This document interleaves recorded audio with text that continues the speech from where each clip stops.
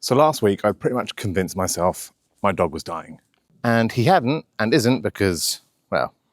So, Buddy had been at daycare. He comes back in the afternoon, I open the door, I let him in. An hour and a half later, I feed him his dinner. And then my partner and I, we go out for a pub dinner ourselves. We get back in the house about 9:30 that evening. And as we open the front door, I'm like, this house smells weird. I don't think much more of it. I sit on the sofa. I kind of realize that Buddy is really restless.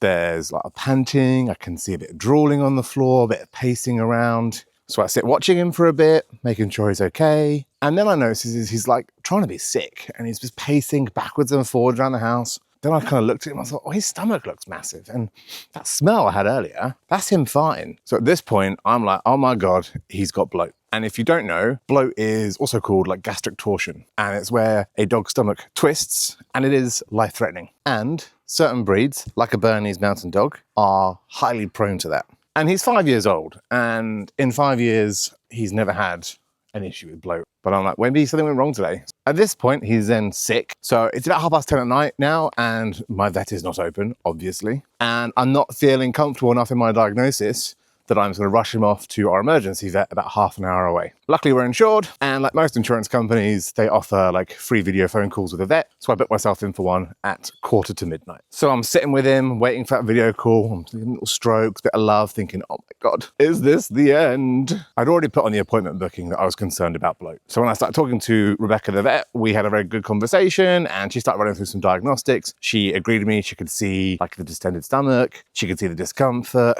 And then we went to some other things to kind of check for bloat more formally. One of which included getting Buddy to stand up and doing like a top-down view to see if you could see any bulges. It looked pretty good, nothing too obvious. And at that point, he then walked from the living room to the kitchen to have some water. And Rebecca said, let's see what he does. And it was at this moment, it all became clear. Rebecca didn't spot this, but I realized that Winston's bag of dog food was completely empty. And Buddy had scoffed the lot. Probably about 1 to 2 kilos worth of kibble. That's probably around, I don't know, 5 to 6 dinners back to back for Buddy. Not only that, it's a vegan dog food. Don't ask me, that's an entirely different story. But Buddy has a sensitive stomach, and consuming about 2 kilos of vegan dog food is not gonna go down well. Now at this point, I'm too much of a wimp to tell Rebecca I know what the problem is. So she's like, I don't think it's bloat. And I'm like, yeah, me either. And she's like, it could be gastroenteritis. It could be, you know, all the cool water he's drunk from his day at daycare. And I'm like, yeah, that sounds like it's right. It's not right, Rebecca. He ate all the food. So she convinces me it's all gonna be fine. She kind of gives me some advice, like, feed him again in an hour. That's not happening.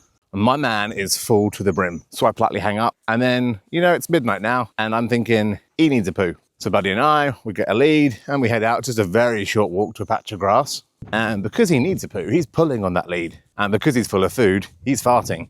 So essentially, I've got 10 minutes of gas just blasting in my face. Wave 1 of the Poonami then enters. Fast forward 9 hours, I'm waking up, I'm texting my dog walker. Hey, FYI, this has happened. You might want to upgrade those poo bags to bin bags on your walk today. And yes, she confirmed Poonami number 2 happened not long after she picked him up. So there you have it. I thought my dog was dying, thought he had bloat. Turns out, just a fatty. So yes, good news. Very much alive, just greedy. But I do want to know, if you've made it this far of my little story, please tell me someone else is a kind of neurotic dog parent like I am. I can't be alone in the crazies, can I?